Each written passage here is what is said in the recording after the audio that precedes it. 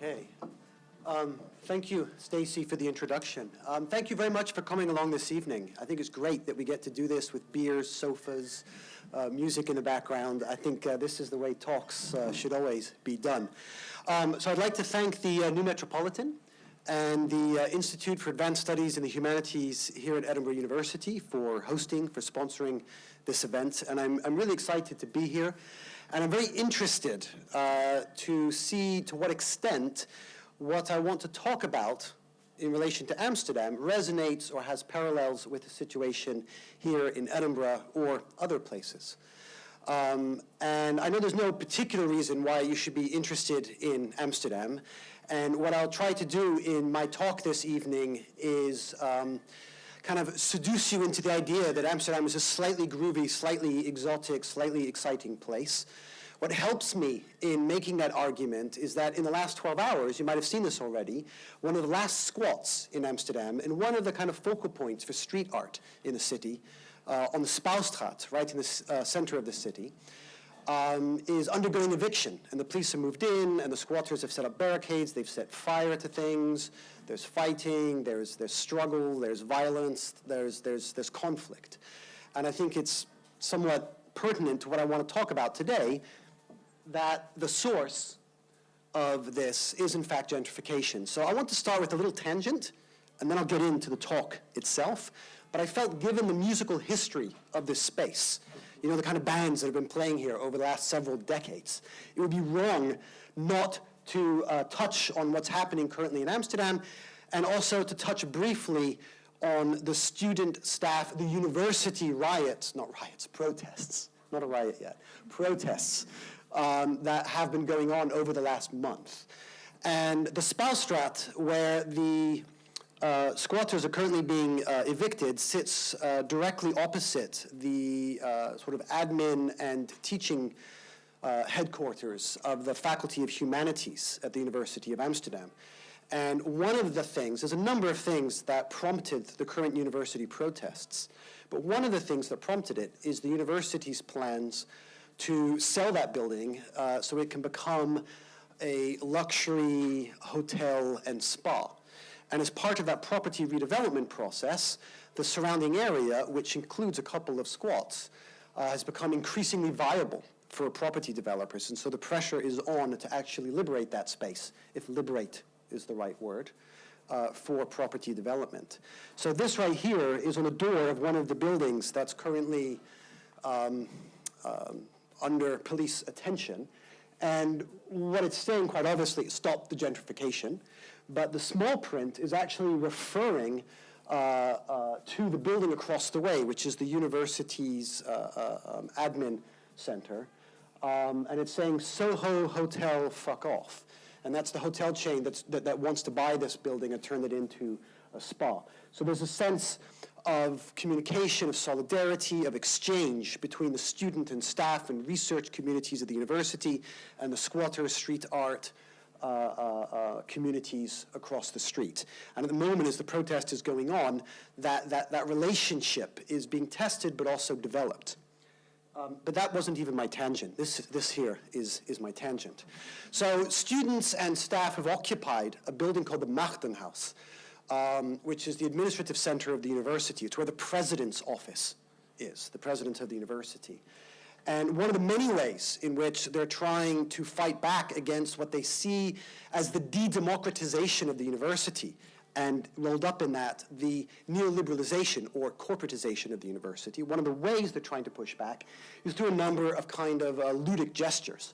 This is the office of the president of the University of Amsterdam, which for a brief 12-hour period was uploaded as a room you could rent on Airbnb with the lovely description of luxury suite in communal building, 9,487 euros per night. And of course, Airbnb took it down very quickly, and the president was not at all pleased, I imagine, seeing her office being turned in to a short-term let. But the idea was to play on this tension between property, between education, and the city. And this kind of space sits at the middle. And of course, you have a mattress where the occupants are sleeping, but you also have on the windows the lists of demands that the protesters are directing at the university's executive board. So that's going on in the background of Amsterdam, the background of my talk. But let me get into the real topic of today, which is what you could call super gentrification. And I want to think about its relationship to street art, or maybe more specifically, art in public spaces, in city streets. So this is what I mean, in a very simplified way, by super gentrification. It's not my term, it's one that a number of geographers and urban study scholars are starting to use and to circulate.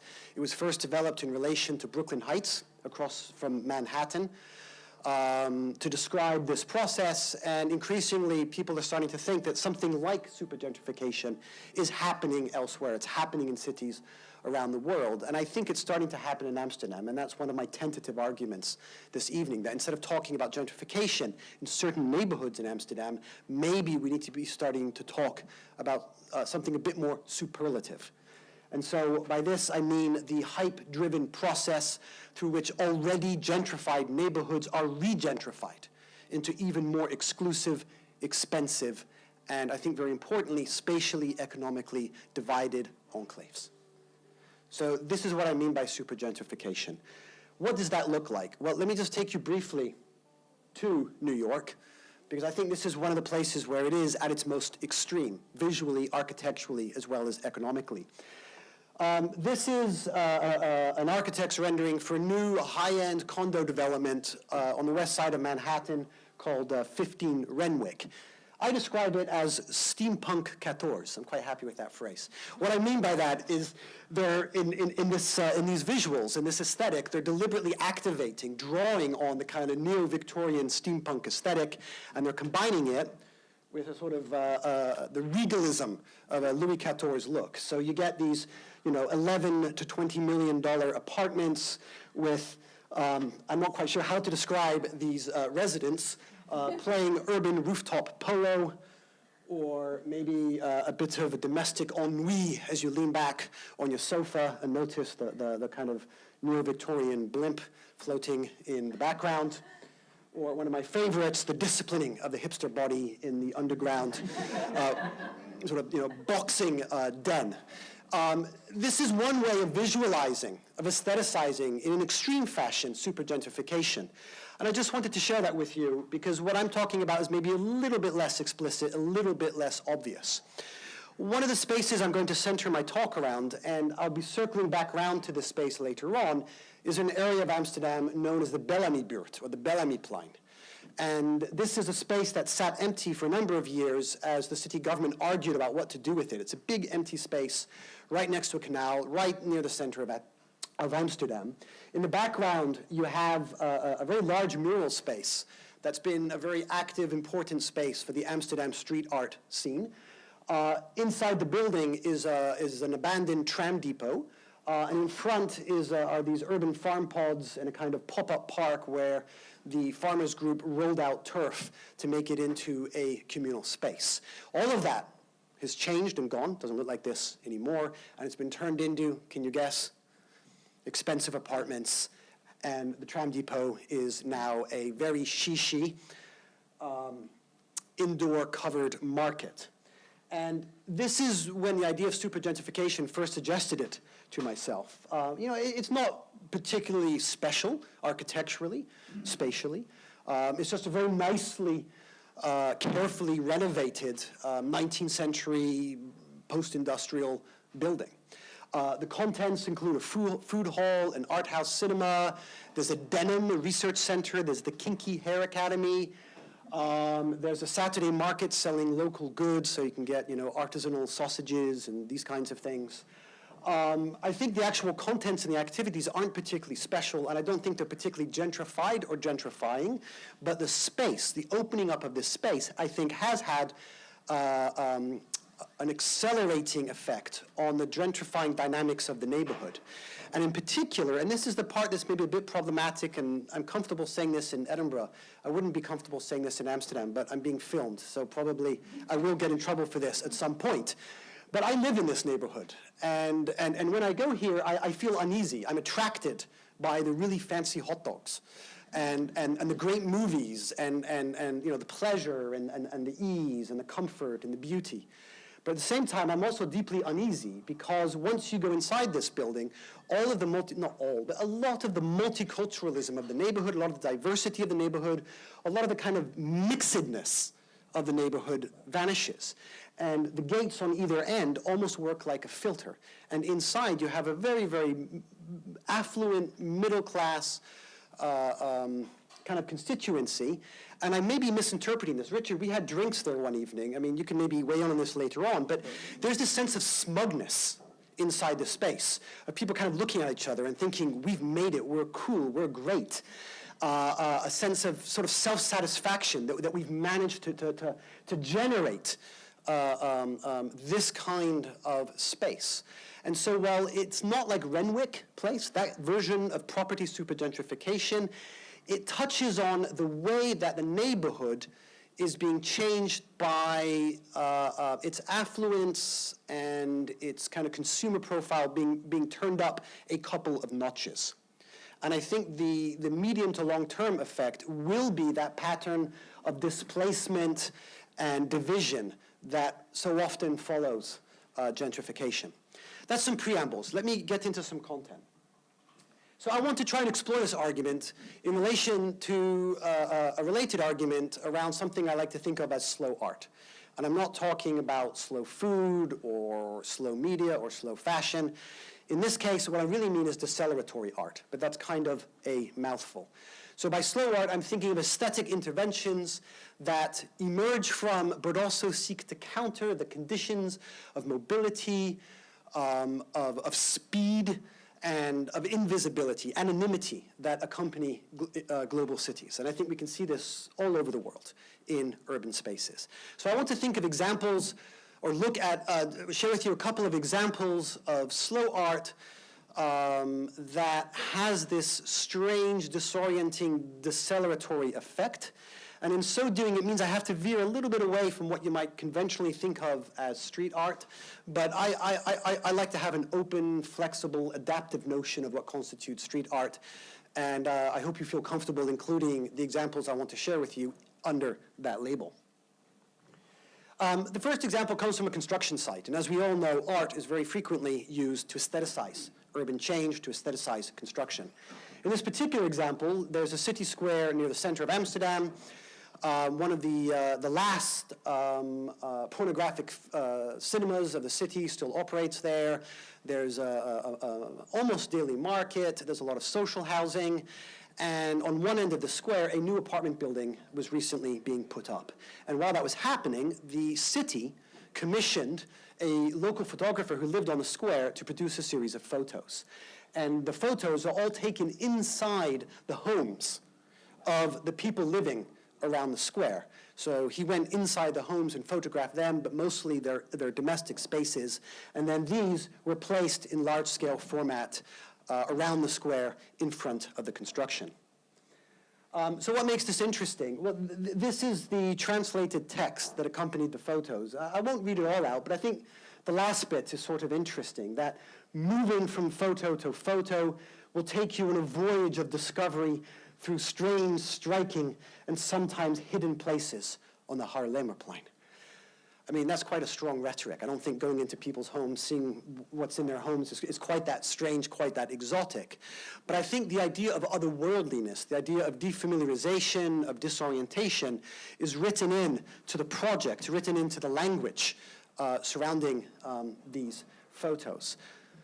And I think a key part of what was going on in these photos and why they appealed to both the city of Amsterdam and the construction company who facilitated putting them up is that they masked and distorted what was going on behind them.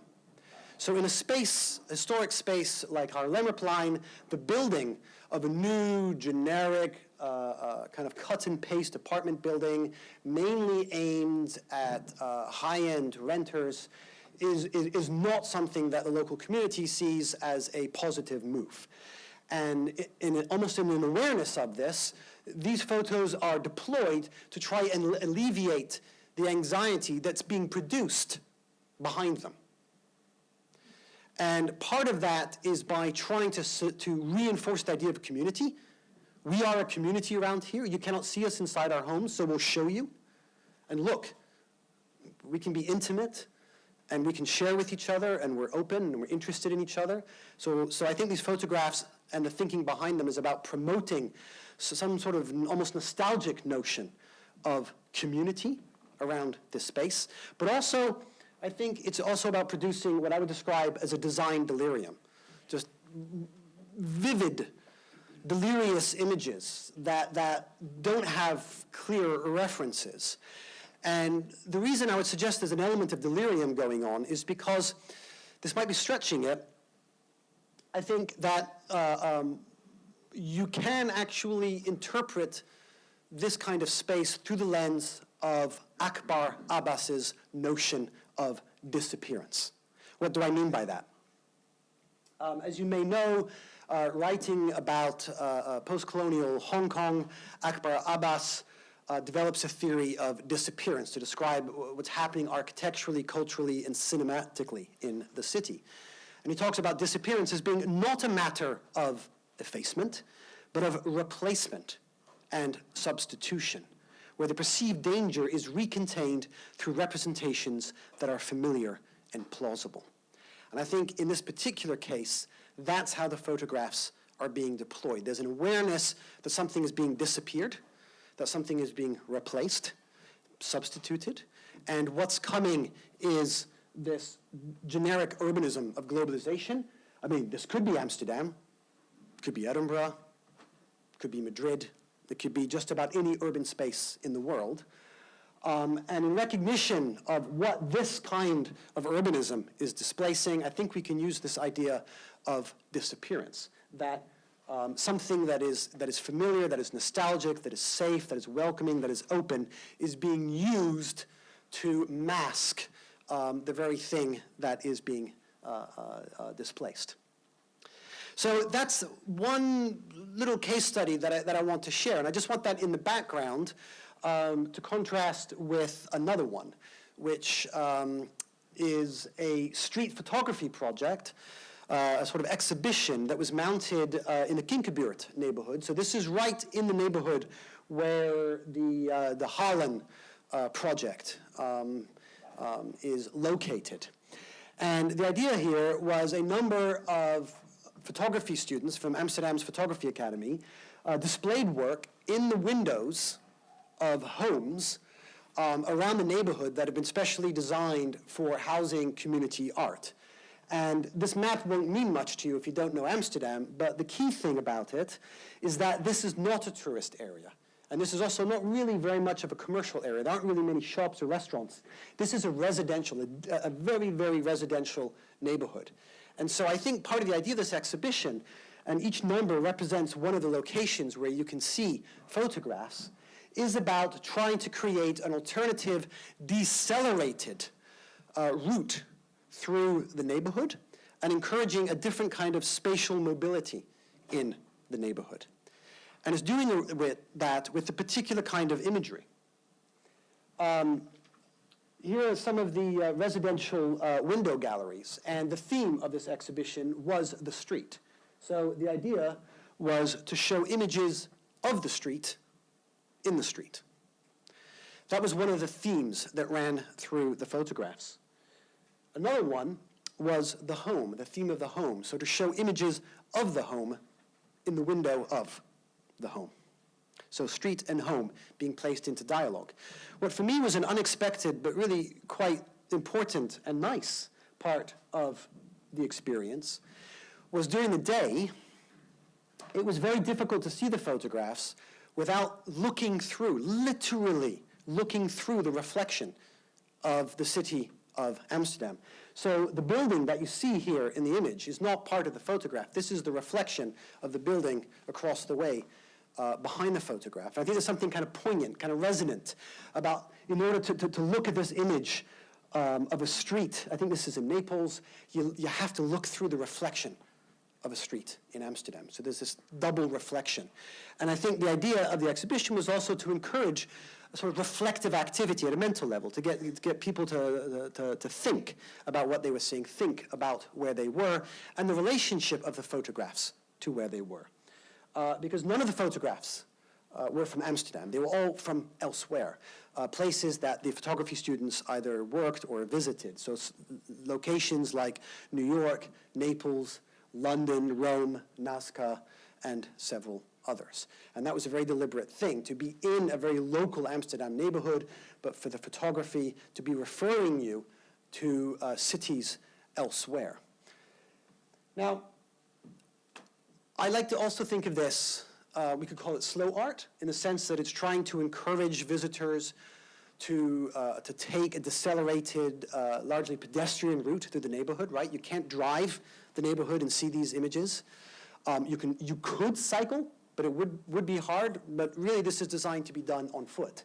And every time that the foundation who works with these window gallery spaces, every time they open a new exhibit, there's always this big opening, and it's done on foot, and a large group gathers, often in the rain, and walks through the neighborhood and looks at the artwork. So we can think of it as a slow art. We can also think of it as perambulatory art, art that's designed around and that encourages an experience of perambulation, of walking, deceleration. And I found it interesting that some of the photographs even show us that. So you have to walk slowly to see images of people walking slowly. There's this kind of doubling effect going on. And slowness appears in another way. A number of the images showed, a number of the photographs showed images of slow practice, in this case, urban farming. You might recognize this. It's the Eagle Street rooftop farm in Brooklyn, New York. So in the photographs, we have images of slow practice, but we also have the art being placed adjacent to sites of slow practice in Amsterdam. And this is what brings us back to the Halle, the location that I showed you at the very beginning. Because the space right next to these photographs is the urban farm pod pop-up farm and park, which is now gone. But while it was active, was a very important neighborhood site for exploring slow living. So urban farming is a kind of slow practice, but along with it, they did a lot of educational programs, a lot of events and promotions and art projects, which all revolved around slow living in one form or another. And I want to just interrogate a little bit this phrase, I don't want to call it a label, this phrase, slow living. And I want to do that by showing you a video that the organization Stadsboer, which means city farmer, a video that they made to promote their project. So this is how the Urban Farming Collective presented themselves.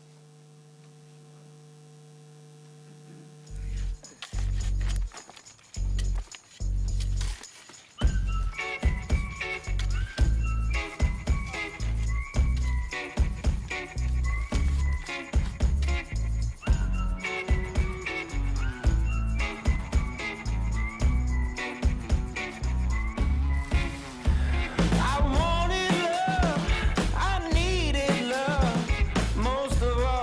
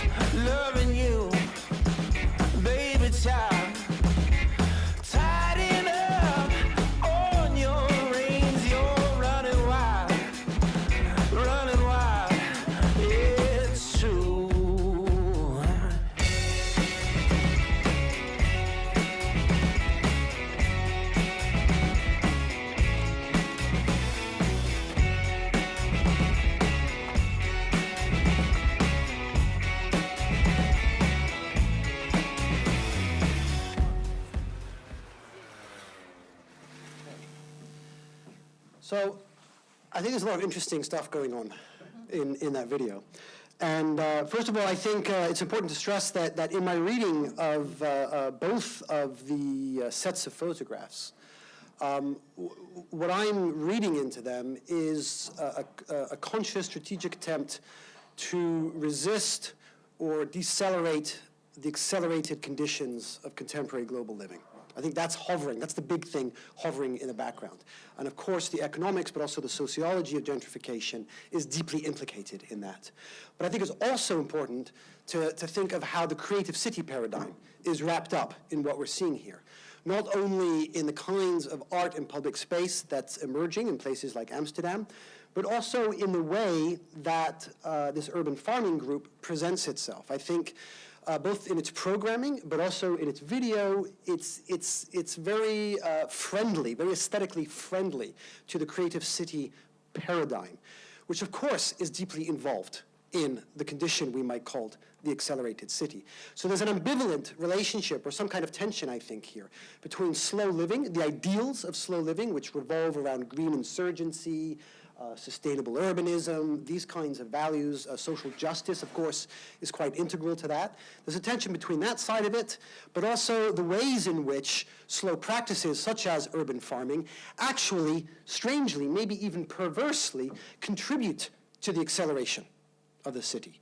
And what I mean by that is it's the setup that existed prior to the building of the Halle that made the Halle possible as a property development, that made it a cool, trendy destination. So this had to exist beforehand, before we could get the expensive hot dogs and the kinky hair academy and the denim jean research laboratory and the art house cinema and everything else. Now that's one part of the video. I know I'm about to overread this, but the other part of the video is, doesn't it seem a lot like a Benetton ad, right? I mean, I'm sorry if any of you are urban farmers and I managed to insult you with this, but you deserve it if you're guilty of this. This is very clean. I don't know if you've ever spent time on a farm, but this is very, very clean. The wheelbarrows are shiny. They still have their price tags on it. Nothing is rusted.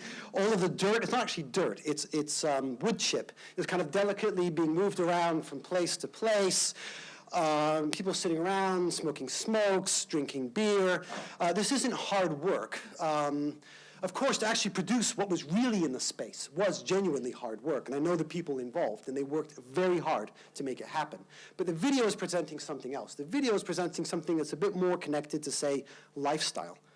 And it turns out I wasn't entirely wrong in thinking of this as a Benetton ad, because one of my PhD students, when she heard me say this, sent me a link to the following video. And this is a video, you might know this if you're German, it's for a very expensive organic lemonade.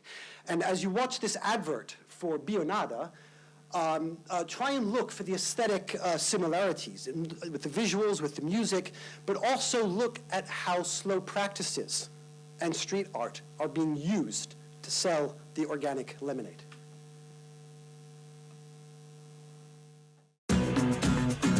All my life I've been in trouble, all my life I've been the opposite of good.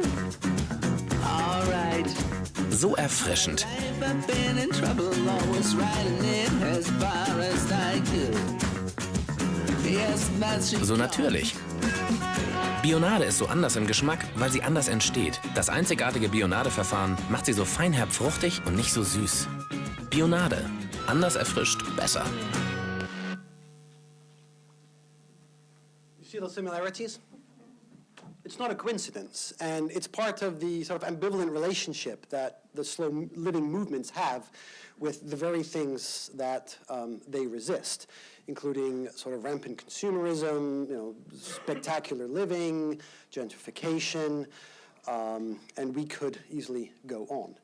So for me, when I look at a place like the Halle, I look at a project like the urban farm pods, I feel very conflicted because at one level, there is some strong and important community activity happening.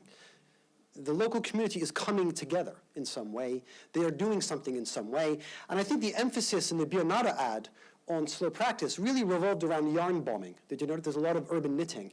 And I think one of the reasons is because that really suggests a lot of care for somewhere. You know, to take the time to really knit something to cover a bench or a tree or a statue in an urban space, this takes a lot of time and care.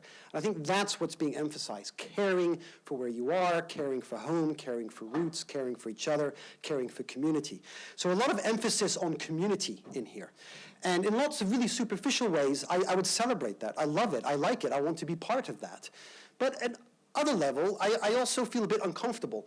One way in which I feel uncomfortable when watching the urban farming video is the monoculturalism of that video. The Kinkerbuurt and the Bellamyplein are highly, highly multicultural neighborhoods. And they have people from all over the world and many, many generations of immigrants from Turkey, from North Africa, from West Africa. They also have a lot of people that I would describe as the expatriated elite of the global corporate diaspora. Yuppies and university professors who live in that neighborhood, but it is a highly, highly multicultural neighborhood. And what I find interesting about the Urban Farming Collective is in trying to build a community, and this is not intentional, this is not part of the idea, but in trying to build a community around a slow practice, around creativity, and even to a degree around street art, because you saw how much that featured in the aesthetics of the space. A kind of monocultural filter happens. And I'm kind of interested in why. So this is the last part of my talk, because I really do want to get over to the panel and open this up to a broader discussion. But this is the last part of my talk, and I want to explore maybe what might be the darker undercurrents of community. This is what now is almost finished on the site where the urban farm pods were located. But I want to talk about something we could call intimacy. Because it seems to me that the emphasis on community is trying to create maybe not only slow or decelerated urban encounters, but also spaces and moments of intimacy. And it was very interesting to go back to the window frame exhibition and to see what the later exhibitions were. So directly after the street view exhibit came this, Bellamybuurt Street Style. Photographs of the local residents and their fashion sense, so that the local residents could look at themselves and get a sense of what their fashion was. And I really like this one, because I think it encouraged a form of extreme self-reflexivity. I actually know this girl. She goes to my son's school. And here's a picture of her taking a picture of herself in a photograph. So I think one of the things that happened as the curating of the space progressed was an ever more intense inward look at the neighborhood and at the residents looking at themselves. And the next step sort of confirmed this trend, which was a series of photographs showing the tattoos of residents in the neighborhood. So first we have their artwork, then we have their street style, and then we get under the clothes and we see their decorated skin. And I think a big part of the idea, of course, is to encourage the community to recognize and know each other, and to organize the community around values like openness, sociality. So I think from that point of view, there's a lot positive that's going on. But then it occurred to me that this kind of inward look, this sort of intimacy, was going further. And for that, we need another word. It's not just about intimacy, it's also about hospitality. And of course, if any of you work in European cultural studies, you'll recognize these concepts from contemporary European cultural theory, where they're very closely linked to the kind of fortress Europe phenomenon and the anxieties, particularly in Western Europe, circulating around the figure of the immigrant or the migrant. So what happened around the same time as those other photo exhibits was another art event, the Huiskamer Festival, which means the living room festival. And you sitting here on the sofa, you're well primed. You're well primed for this. And the idea of the Huiskamer Festival, and it's exactly in the same neighborhood, although a bit larger as to where the other photos were, was to invite people into your home to watch a performance or encounter an artwork or participate in some kind of participatory art experience. And so what happened was tickets were made available. You had to buy them online. And with your ticket, you could go to someone's house. And it was for a couple of days, I think. Is that right? Yeah, for 2 days. And you could go at their house, and there'd be multiple events per evening. And you would go, and you would sit in their living room, and they'd get out chairs, and you'd all sit in there, and you could watch the art or participate or listen or whatever it was. And kind of like the urban farming group, the group behind Huiskamer Festival were very good at promoting it, particularly through social media, and they too made a film. It's a long film. I'm just going to show you a short clip so that you can visualize a little bit what this involved, but also I think the aestheticizing of the festival through this film is very interesting, yet again.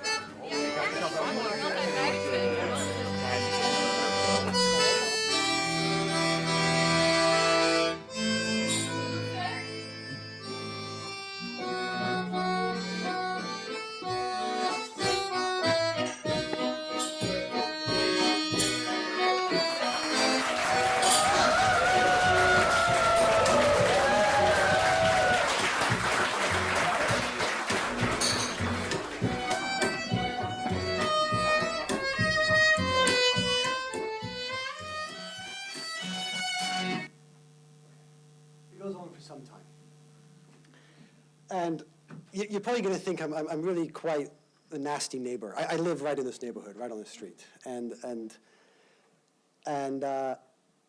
yes, it brings part of the community together. And I think there's something very interesting about the idea of turning the home into a gallery or a performance space. I think there's something very important about welcoming the stranger in the home. So it takes some of the ideas that we see in the street photography projects in that neighborhood and recalibrates them and takes them perhaps a step further by bringing not just the artwork, but also the people behind it, the makers of the art, but also the viewers and participants of the art into the home. So this reminds me of Ash Ammon's work on The Stranger. You might know this recent book. So I think there's something important going on there about welcoming the stranger, de-strangifying the city, all this kind of stuff. Yet, I also think there is a darker undercurrent to this. And in the video, the very folksy, nostalgic accordion music, I think connects to the aura or the ambiance of this festival event, which to me, in my interpretation, was largely about trying to create a nostalgic version of neighborhood that maybe never existed. But it's about trying to create a sense, a very fragile sense of social cohesion and community. And I found it very interesting that it does all this in Dutch. And of course, we all know in Scotland as elsewhere, the politics of language are very, very loaded. And you would think it's not a loaded thing to use Dutch in the Netherlands. But if you are in the middle of a very, very multicultural neighborhood, and you truly want to reach out to everybody, then I think you need at least 2 or 3 languages. And secondly, the fact that you need access to internet and the ability to do online banking in order to purchase a ticket to get into the home serves as another form of gatekeeping. I don't think that either of those gatekeeping was intentional. I don't think that no one really thought that through. But I do see that as part of the effect of what went on.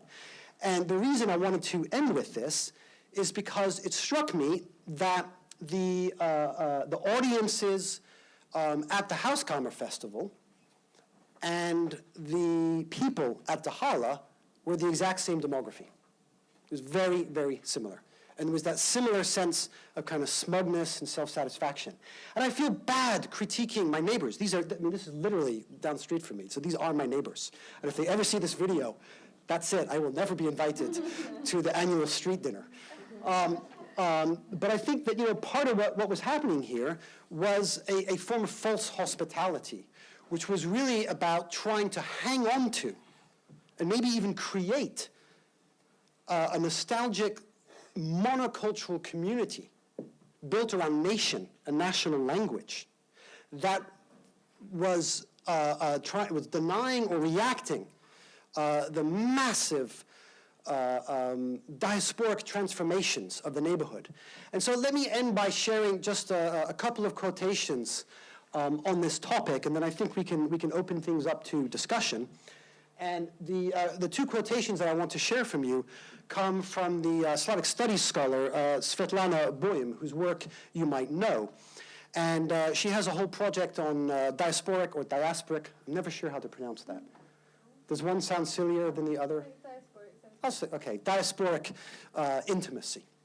And the first quotation I think is important because it connects to what you really see in the Hauskammer Festival, but it's also there in the background, in the Urban Farming Initiative and the Hala and those kinds of creative projects. The notion of intimacy that she's interested in is, of course, connected to the home. This is the fundamental connection with intimacy. But she wants to speak about something that might seem paradoxical, a diasporic intimacy that is not opposed to uprootedness and defamiliarization, but constituted by it. And I think that's a very interesting notion, because I think that what the Hala and the Hauskammer Festival are doing is precisely reacting against a sense of intimacy built around uprootedness and defamiliarization. So it's trying to refamiliarize what has been defamiliarized, partly by globalization, partly by immigration. And this connects to the second quotation. And think maybe of the videos that I shared as I read this out, but think also of the photographs that we were looking at. The idea that what might appear as an aestheticization of social existence to the native, whatever that is, strikes the immigrant as an accurate depiction of the condition of exile. So in trying to be welcoming, for instance, in the Hauskammer Festival, and trying to open up the neighborhood to more community interaction, community art, community engagement, perhaps accidentally, perhaps paradoxically, this aestheticization of that social existence was doing something very different for those who were not part of that space, which was, it was dramatizing and enacting their own condition of exile. So let me come back around to this last image. This is not me. I was worried all week when I saw this on the website. I wish it was me, but it's not me. People kept asking me, is that Christoph? I'm much cooler than that. But this is part of the local goods Saturday market. I found this really quite puzzling but also interesting because, it wasn't entirely clear what was going on here. Is this someone setting up a stall to sell you local goods? And if so, what are the local goods? Is it the bicycle? Is it the T-shirts hanging in the wardrobe? Is this some kind of semi-homeless yet incredibly chic artist who wants to generate some cash by sharing his personal belongings? Is this some kind of spectacular statement? A kind of, protest within the space of the artisanal sausage factory? To me, this is very, very confusing. And I think the presence of this kind of confusing contribution to the local goods market says something about the local goods market. And what I found very interesting talking to the various sellers around the goods market is how unlocal it was. Virtually nobody was local, came locally, lived, almost nobody came locally. Goods were being made all over the world. The emphasis wasn't really on local goods. I would describe it more as being on gentrified goods and creating a gentrified or gentrifying experience. And here again, creating a false sense of hospitality. The staging of the condition of exile. Why don't I stop there? Thank you.